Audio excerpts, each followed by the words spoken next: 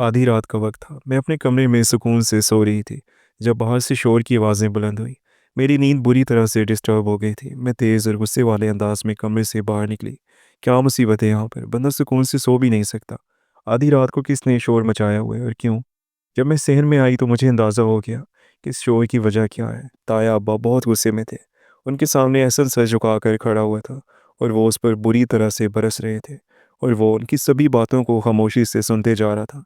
न उसने किसी बात पर रद्द-ए-अमल का इज़हार किया और ना किसी बात का जवाब दिया। बताओ मुझे, तुम कौन से आवारा दोस्तों के साथ घूमते रहते हो? कितने-कितने दिन तक तुम घर नहीं आते हो? और अगर आते भी हो तो कुछ वक़्त के लिए। इसके बाद तुम फिर से गायब हो जाते हो। जैसे ये घर तो तुम्हारे लिए किसी सराय की हैसियत रखता है और हम तुम्हारे माँ-बाप नहीं, शायद तुम्हारे दूर के रिश्तेदार हैं। बताओ मुझे, मैं कब तक तुम्हारे इस रवैये को बर्दाश्त करता रहूँगा? अब की बार एहसन ने सर उठाकर ताया की तरफ देखा और फिर पुरसुकून अंदाज में कहने लगा, अबू, आपको अपनी तरबियत पर भरोसा होना चाहिए। आज तक मैंने कोई गलत काम नहीं किया, आगे भी नहीं करूँगा। कोई ऐसा काम नहीं करूँगा जिससे आपका सर किसी के सामने झुके, बल्कि मैं तो आपका सर सारी दुनिया के सामने फ़ख्र से बुलंद कर दूँगा। एहसन की बात पर ताया के साथ-साथ मेरे लबों पर भी तंज़िया मुस्कुराहट बिखर गई थी। वो आदमी जो किसी नौकरी को लेकर संजीदा नहीं होता था, जिसके लिए ज़िंदगी सिर्फ़ खेल-तमाशा थी, और अब न जाने वो किन लोगों में उठने-बैठने लगा था। उसका घर आने को दिल ही नहीं चाहता था। सारा-सारा दिन घर से बाहर रहता। जब कभी वो एक-एक हफ्ता तक घर ना आता तो ऐसे में ताया की परेशानी के मारे बुरा हाल हो जाता। वो बार-बार एहसन का नंबर मिलाती, मगर नंबर वो मुसलसल बंद रखता था।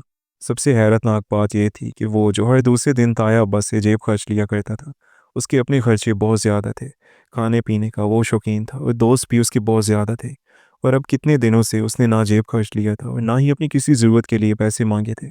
उसका लिबास भी शाहाना होता जा रहा था, और तो और उसने हैवी बाइक भी ले ली थी। लेकिन इस सब के पैसे कहाँ से आए थे? कोई भी कुछ नहीं जानता था, मगर मुझे पूरा यकीन था कि वो कोई 2 नंबर काम कर रहा है। गलत लोगों में उसका उठना-बैठना है, इसीलिए तो उसकी ये मशकूक हरकतें हैं।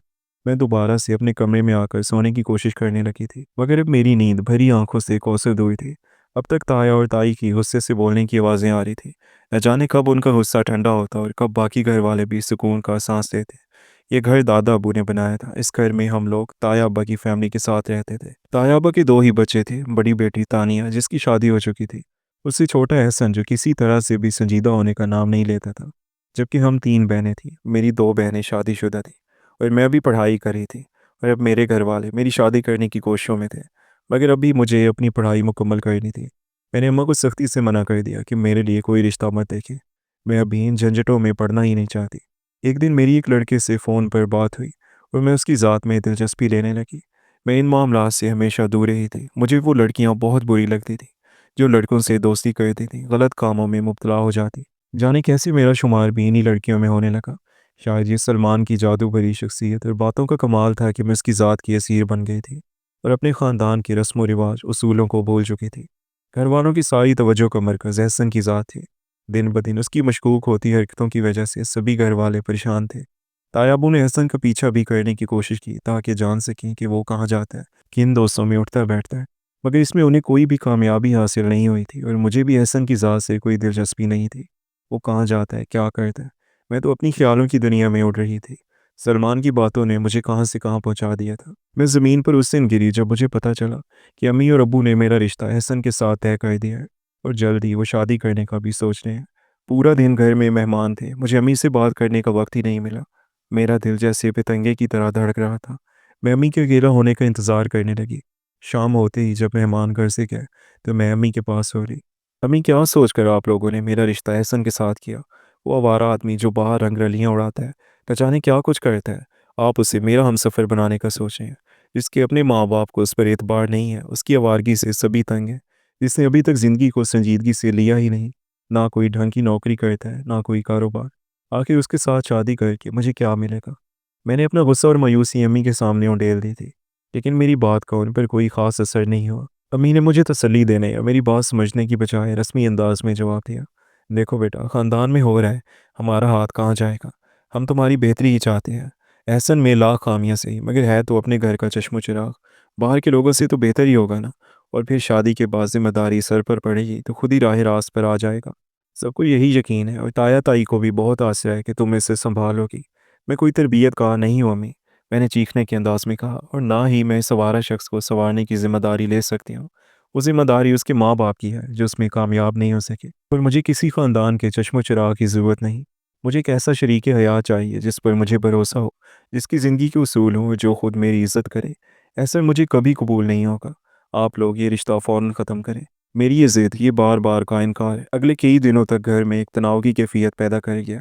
میں نے ابو سے بات کی، تایا ابا سے بھی تنہائی میں مل کر عرض کیا کہ وہ یہ رشتہ خود ہی توڑ دیں، مگر ہر طرف سے مجھے وہی روایتی جواب ملے: خاندان کی عزت، احسن کی بہتری اور تمہارے لیے اچھا ہوگا۔ کسی نے میری ذاتی خواہش، میرے خوابوں یا اس حقیقت کو اہمیت نہیں دی کہ میں ایک ایسے شخص سے شادی کرنے پر مجبور ہو رہی ہوں جس کے کردار پر مجھے شک تھا۔ ان سب حالات میں میری واحد پناہ گاہ سلمان تھا۔ رات کی تاریکی میں جب سب سو جاتے، میں چوری چھپے اپنا فون نکالتی اور سلمان کو سب کچھ بتاتی: سلمان، میرا رشتہ احسن سے طے کر دیا گیا ہے، وہ لوگ تیاریاں شروع کر رہے ہیں۔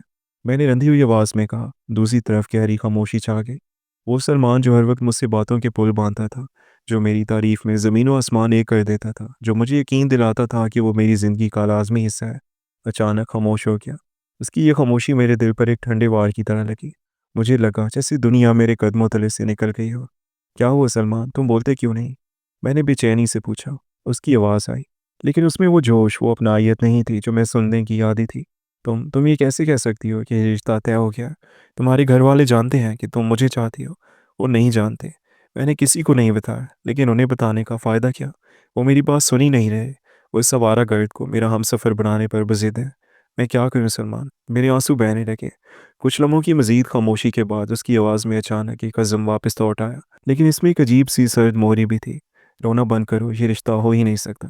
میں یہ نہیں ہونے دوں گا۔ تمہاری شادی مجھ سے ہی ہوگی، کوئی بھی تمہیں مجھ سے نہیں چھین سکتا۔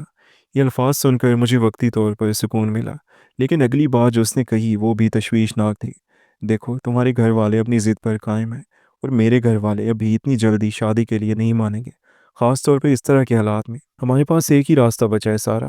میں سمجھ گئی کہ وہ کس راستے کی طرف اشارہ کر رہا ہے۔ میرے اندر ایک لمحے کے لیے خوف کی لہر دوڑ گئی، لیکن احسن کی تصوراتی شکل اور خاندان کی یہ بے جا سختی میرے خوف پر حاوی ہو گئی۔ کیا تم چاہتے ہو کہ ہم گھر سے؟ میرا جملہ مکمل ہونے سے پہلے ہی اس نے بات کاٹ دی۔ ہاں، ہمیں بھاگنا پڑے گا۔ یہی واحد راستہ ہے جس سے ہم اپنے رشتے کو بچا سکتے ہیں۔ ایک بار جب ہم سب کی نظروں سے دور ہو کر نکاح کر لیں گے، تو خاندان والوں کے پاس سوائے اس رشتے کو قبول کرنے کے کوئی اور راستہ نہیں بچے گا۔ یہ تم پر ظلم ہو رہا ہے، اور میں تمہارے ساتھ یہ ظلم نہیں ہونے دے سکتا۔ سلمان کی یہ باتیں میرے کمزور ہوتے ہوئے ارادوں کو تقویت دے رہی تھیں۔ خاندان کی رسم و رواج، اصول اور خونی رشتوں کی پاسداری، جنہیں میں ہمیشہ سے بہت اہمیت دیتی تھی، اب بھی میں نہیں لگنے لگے تھے۔ سلمان نے اپنی باتوں سے میرے ذہن میں یہ بٹھا دیا تھا کہ میرا خاندان مجھ پر زیادتی کر رہا ہے، اور صرف وہ ہی میرا مسیحا ہے۔ اگلے چند دن میری زندگی کے سب سے پرخطر اور جذباتی دن تھے۔ میں باہر سے بالکل خاموش، قدر رضامندی ظاہر کرنے لگی تاکہ گھر والوں کا شک دور ہو جائے، اور اندر ہی اندر میں سلمان کے ساتھ مل کر اپنے فرار ہونے کا منصوبہ بنانے لگی۔ گھر میں شادی کی تیاریاں زور و شور سے چل رہی تھی، نئی چیزیں خریدی جا رہی تھیں، خاندان کے دور دراز کے رشتہ داروں کو فون کیے جا رہے تھے، اور ہر طرف ایک مصنوعی خوشی کا سما تھا۔ مجھے یہ ساری تیاریاں ایک جال کی طرح لگ رہی تھیں جو میرے لیے بچھایا جا رہا تھا۔ سلمان نے مجھے ہدایت دی کہ میں اپنا شناختی کارڈ، کچھ ضروری دستاویزات اور جو بھی رقم میرے پاس موجود ہے وہ جمع کر دوں۔ اس نے یہ بھی کہا کہ میں صرف ضروری کپڑے اپنے ساتھ لوں تاکہ بھاری بھرکم سامان لے کر فرار ہونا مشکل نہ ہو۔ تم کس طرح آؤ گی؟ سب سے چھپ کر نکلنا آسان نہیں ہوگا، سلمان نے ایک رات پوچھا۔ شادی سے ایک دن پہلے ہلدی یا مہندی کی رسم ہوگی، اس دن گھر میں بہت بھیڑ ہوگی، میں اسی ہنگامہ آرائی کا فائدہ اٹھاؤں گی، میں نے منصوبہ بناتے ہوئے کہا۔ شادی کے دن سے پہلے گھر میں لوگ ہوں گے، اور آدھی رات کو بھی لوگوں کی آمد و رفت جاری رہے گی۔ میں بتاؤں گی کہ مجھے کسی چیز کی ضرورت ہے اور میں باہر جا رہی ہوں، یا پھر میں واش روم جانے کا بہانہ کر کے نکلوں گی۔ تم ٹھیک وقت پر مجھے گھر سے کچھ فاصلے پر ملنا، جہاں تمہاری گاڑی کھڑی ہوگی۔ سلمان نے اس خیال پر اتفاق کیا اور مجھے یقین دلایا کہ وہ سب انتظامات کر لے گا۔ اس نے کہا کہ وہ میرے لیے ایک محفوظ ٹھکانہ پہلے سے تیار رکھے گا، اور ہم وہاں پہنچ کر فوراً نکاح کریں گے۔ میں نے چھپ چھپا کر ایک ایک کر کے اپنی عام چیزیں جمع کرنا شروع کر دی: میرا آئی ڈی کارڈ، تعلیمی اسناد، اور میرے سونے کی وہ چند چوڑیاں جو امی نے میری سالگرہ پر دی تھیں۔ یہ سب میری نجات کی قیمت تھی، اور میں اسے ادا کرنے کو تیار تھی۔ ہر رات جب میں اس منصوبے پر غور کرتی، میرے دل میں خوف اور جوش کا ایک عجیب سا ملاپ محسوس ہوتا۔ ایک طرف مجھے خاندان کے ساتھ کیے جانے والے اس دھوکے کا شدید احساس تھا، تو دوسری طرف سلمان کے ساتھ ایک نئی آزاد زندگی کی امید مجھے اس دھوکے پر مجبور کر رہی تھی۔ سلمان نے بتایا کہ وہ مجھے شہر سے بہت دور لے جائے گا تاکہ کوئی آسانی سے ہم تک نہ پہنچ سکے۔ اس کے مطابق ایک بار جب ہمیں تلاش کرنے کی کوششیں ناکام ہو جائیں گی، تو خاندان والے خود ہی ہار مان کر ہمیں معاف کر دیں گے۔ میں نے اپنی ماں، بہنوں اور اپنے باپ کے چہروں کو یاد کیا۔ ان کا صدمہ اور دکھ میرے اندر ایک لمحے کے لیے طوفان برپا کر دیتا تھا، لیکن پھر احسن کی آوارگی کا خیال اور امی ابو کا میری آواز نہ سننا میرے قدموں کو مزید مضبوط کر دیتا تھا۔ مجھے یقین ہو گیا تھا کہ میری خوشی صرف سلمان کے ساتھ ہے، اس کے لیے مجھے خاندان کی تمام مخالفت اور بدنامی کا سامنا کرنا پڑے گا۔ شادی کا دن قریب آتا جا رہا تھا، گھر میں مہمانوں کا آنا جانا بڑھتا جا رہا تھا۔ ہنسی مذاق اور گیتوں کی آوازیں میرے دل کو کاٹنے لگی تھی، کیونکہ میں جانتی تھی کہ یہ سب دکھاوا جلدی ایک بڑے المیے میں تبدیل ہونے والا ہے۔ میں نے سلمان کو آخری بار کال کی، سلمان اب وقت قریب ہے، مجھے ڈر لگ رہا ہے، کیا سب ٹھیک ہوگا؟ میں نے سرگوشی کی، تمہارے سوارا رشتہ دار سے کہیں بہتر ہوگا، اپنا اعتماد بحال رکھو، ہم اپنی زندگی کا آغاز ایک بہتر طریقے سے کرنے والے ہیں، بس کل رات تمہیں میرے پاس پہنچنا ہوگا، ٹھیک وقت پر، میں انتظار کروں گا۔ میں نے لمبی سانس لی اور اپنے دل کو سخت کر لیا۔ مجھے معلوم تھا کہ کل رات میں اپنے خاندان کی طرف لوٹنے والے تمام پل چلا دوں گی، اور پھر پیچھے مڑ کر دیکھنے کا کوئی رستہ نہیں ہوگا۔ میرا مستقبل، میری پوری زندگی اب صرف سلمان کے ہاتھوں میں تھی۔ شادی کی تاریخ سر پر تھی، گھر میں ہنسی، گیتوں اور مہندی کی خوشبو کا ایک جھوٹا ڈھول بج رہا تھا۔ میں باہر سے تو ہر رسم میں حصہ لے رہی تھی، لیکن میرا دل ایک دہشت زدہ پرندہ تھا جو قفس سے نکلنے کے لیے پھڑپڑا رہا ہو۔ اندر ہی اندر میں اس خاندان سے، اس گھر سے اور اس جبری رشتے سے دور بھاگنے کی تیاری کر رہی تھی۔ میں نے ایک بار بھی اپنے گھر والوں کے بارے میں نہیں سوچا کہ ان کے دل پر کیا گزرے گی، ان کی عزت اور وقار کا کیا ہوگا۔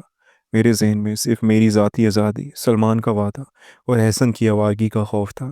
میں نے یہ خود غرضی اختیار کر لی تھی کہ اگر میری خوشی قربان ہو رہی ہے تو پھر کسی اور کی پرواہ کیوں کی جائے۔ وقت تیزی سے گزرا اور وہ رات آ گئی۔ مہندی کی رسم ختم ہو چکی تھی اور تھکن کے مارے گھر والے آہستہ آہستہ سونے جا رہے تھے۔ ہر طرف خاموشی کا راج تھا، صرف پنکھوں کی آوازیں اور دور کہیں کسی کتے کے بھونکنے کی مدھم آواز سنائی دے رہی تھی۔ میرے ہاتھ پاؤں ٹھنڈے پڑ رہے تھے اور میرا دل اتنی زور سے دھڑک رہا تھا کہ مجھے ڈر تھا کہ کہیں اس کی آواز کمرے کی خاموشی کو توڑ نہ دے۔ میں نے جلدی سے اپنے کپڑے بدلے، جو بیگ میں نے پچھلے کئی دنوں سے چھپا کر رکھا ہوا تھا اسے احتیاط سے اٹھایا۔ بیگ میں صرف چند کپڑے، دستاویزات اور سونے کی چوڑیاں تھیں۔ میں دبے پاؤں دروازے کی طرف بڑھی اور آہستہ سے کنڈی کھولی۔ میں نے سانس روک کر باہر جھانکا۔ سین میں مکمل طور پر اندھیرا تھا اور ہر طرف سناٹا چھایا ہوا تھا۔ میں نے قدم بڑھایا، ہر قدم اتنا آہستگی سے اٹھا رہی تھی کہ زمین پر چونٹی بھی آواز نہ کرے۔ میں صحن پار کر چکی تھی اور مین گیٹ تک پہنچنے ہی والی تھی کہ اچانک میرے پیچھے ایک سایہ نمودار ہوا۔ تم کہاں جا رہی ہو سارا؟ اور یہ بیگ کس دی ہے؟ یہ آواز سن کر میں ہڈیوں تک ٹھنڈی ہو گئی اور وہ بیگ میرے ہاتھ سے چھوٹ کر فرش پر گرا۔ اس کی ہلکی سی آواز پورے صحن میں گونج اٹھی۔ میرا سارا جسم کانپ رہا تھا، خوف سے میری زبان گنگ ہو گئی تھی۔ میں نے جب مڑ کر دیکھا تو وہاں احسن کھڑا تھا۔ وہ جانے کہاں سے آیا تھا، اس کے چہرے پر تھکن کے آثار تھے، لیکن اس کی آنکھیں حیرت اور غصے سے پھٹی ہوئی تھیں۔ اس کے لباس سے لگ رہا تھا کہ وہ ابھی کہیں باہر سے آیا ہے۔ تم کیا کر رہی ہو؟ کیا تم گھر سے بھاگ رہی ہو؟ وہ یقین نہ آنے والے انداز میں میرے قریب آیا۔ میں فوراً برف کی طرح جم گئی تھی۔ میں نے سوچ لیا تھا کہ اب میرا باپ مجھے جان سے مار دے گا، یہ شخص سب کو بتا دے گا۔ میں نے کانپتے ہوئے ہاتھ جوڑ لیے۔ احسن، پلیز کسی کو مت بتانا، میں تمہیں سب کچھ بتا دوں گی۔ اس کا چہرہ سخت ہو گیا، اس نے غصے سے میرا ہاتھ پکڑ لیا۔ اس کی گرفت اتنی سخت تھی کہ مجھے درد محسوس ہوا۔ بھاگ رہی ہو؟ ہمارا مذاق بنا رہی ہو؟ شادی کے عین موقع پر؟ کمال ہے تم پر، چلو اندر۔ وہ مجھے گھسیٹتا ہوا میرے کمرے کی طرف لے گیا۔ میرے بیگ کو اس نے وہیں صحن میں چھوڑ دیا، جسے دیکھ کر مجھے لگا جیسے میرا تمام منصوبہ، میری آزادی کی تمام امیدیں وہیں بکھر گئیں۔ اس نے مجھے کمرے میں دھکیل دیا اور دروازہ زور سے بند کر دیا۔ اب بتاؤ مجھے، کون تھا وہ؟ کس کے ساتھ تم یہ حرکت کرنے والی تھی؟ میں تمہارے گھر والوں کو نہیں بتاتا، مگر تم مجھے سچ بتاؤ گی، ورنہ میں ابھی جا کر ابو کو جگاتا ہوں۔ اس کی آواز میں غیر متوقع طور پر ایک ایسی سنجیدگی اور دھمکی تھی جو میں نے اس سوارا احسن میں کبھی نہیں دیکھی تھی۔ میں نے ٹوٹے ہوئے لہجے میں اسے سلمان کے بارے میں مختصر سا بتایا۔ میں نے اسے بتایا کہ ہم دونوں ایک دوسرے سے محبت کرتے ہیں اور میں کسی بھی قیمت پر اسے شادی نہیں کرنا چاہتی جو ذمہ داریوں کو نہ سمجھتا ہو، جس کا کردار مشکوک ہو اور جو سارا وقت گھر سے باہر رہتا ہو۔ میں نے روتے ہوئے کہا کہ مجھے لگتا تھا کہ میرے پاس بھاگنے کے سوا کوئی راستہ نہیں بچا۔ احسن میری بات سن کر حیران ہوا، پھر اس نے ایک لمبی سانس، پھر اس نے فوراً میرا موبائل مجھ سے چھین لیا اور بغیر کوئی مزید بات کہے کمرے سے باہر نکل گیا۔ اس رات مجھے بالکل بھی نیند نہیں آئی۔ میں روتی رہی اور اس خوف میں مبتلا رہی کہ صبح کیا ہوگا۔ مجھے لگا کہ آج میری زندگی کا آخری دن ہے اور اب میرے گھر والے مجھے ذلیل و رسوا کرنے کے بعد یا تو گھر سے نکال دیں گے یا پھر مار ہی ڈالیں گے۔ صبح ہوئی تو حالات اس سے بالکل مختلف تھے جو میں نے سوچے تھے۔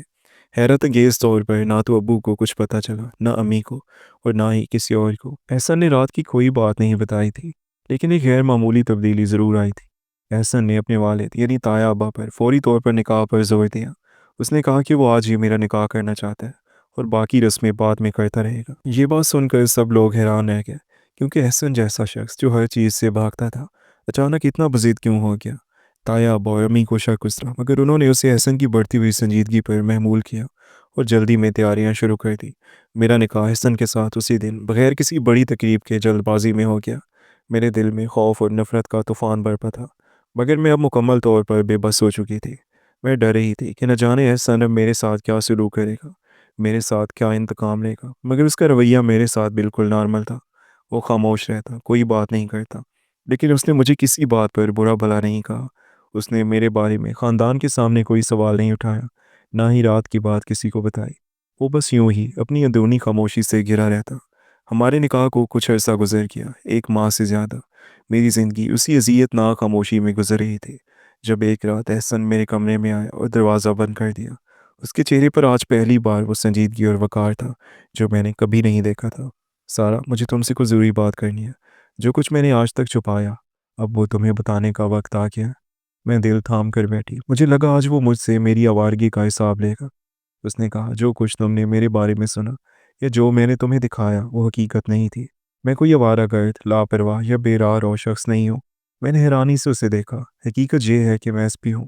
उसने आहिस्तगी से कहा, मैं खुफिया मिशन पर था, इसलिए मैं किसी को भी ये बात नहीं बता सकता था।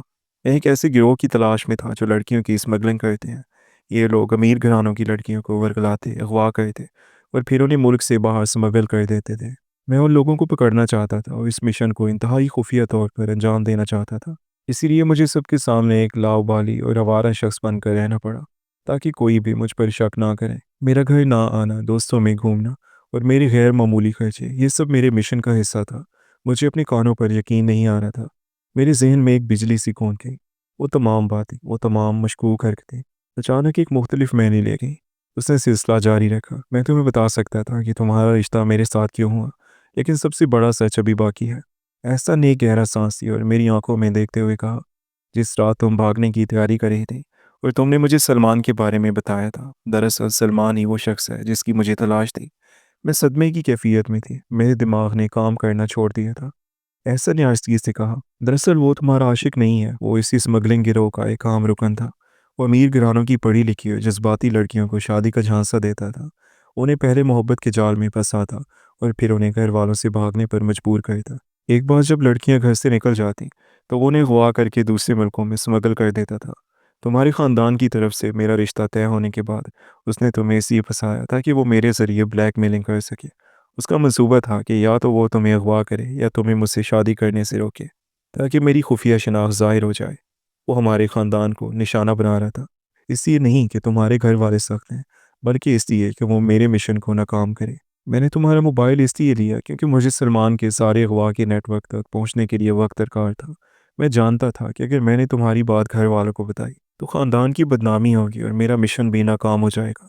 इसलिए मैंने खामोशी से तुम्हें इस ताना से निकालने और सलमान को रंगे हाथों पकड़ने के लिए जल्द अज जल्द तुमसे निकाह करने का फ़ैसला किया।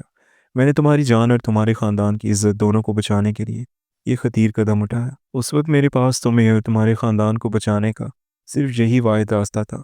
एहसन की बात सुनकर मेरी आंखों में आंसू आ गया, मगर इस बार वो खौफ या नफ़रत के नहीं, बल्कि शर्मिंदगी, नदामत और शदीद एहसानमंदी के थे। मैंने इस शख्स से नफ़रत की, उसका मजाक उड़ाया और उसे आवारागर्द समझा, जबकि वो शख्स अपनी जान खतरे में डालकर ना सिर्फ एक बड़े मुजरिम गिरोह का पीछा कर रहा था, बल्कि खामोशी से मेरी इज्जत और जान की हिफाजत भी कर रहा था। वो शख्स जो मुझे गैर जिम्मेदार लगा, वो दरअसल एक फ़र्ज शनास और बहादुर अफीसर था। मेरा फ़रार होने का मंसूबा सिर्फ मेरे लिए ही नहीं, बल्कि मेरे पूरे ख़ानदान के लिए तबाहकुन साबित हो सकता था। मैंने सर झुका लिया। मुझे शिद्दत से एहसास हुआ कि मैंने अपने ख़ानदान और ख़ासकर एहसन के साथ कितनी बड़ी ज़्यादती की। मेरे अल्फाज मेरे गले में अटक गए। मैं कुछ बोल भी ना सकी। सिर्फ मेरे आंसू बह रहे थे और मेरे दिल की गहराइयों में एक शदीद नदामत ने जन्म लिया था। मैंने गलती की थी। दोस्तों, आपकी स्टोरी के बारे में क्या राय है, कमेंट सेक्शन में लाजमी बताएं। और अगर स्टोरी अच्छी लगी हो तो वीडियो को लाइक कर दें और चैनल पर नए हैं तो हमारे इस चैनल शायान स्टोरीज़ को सब्सक्राइब कर दें। आपसे मुलाकात होगी अगली वीडियो में। तब तक के लिए अपना ख्याल रखिएगा। अल्लाह हाफ़िज़।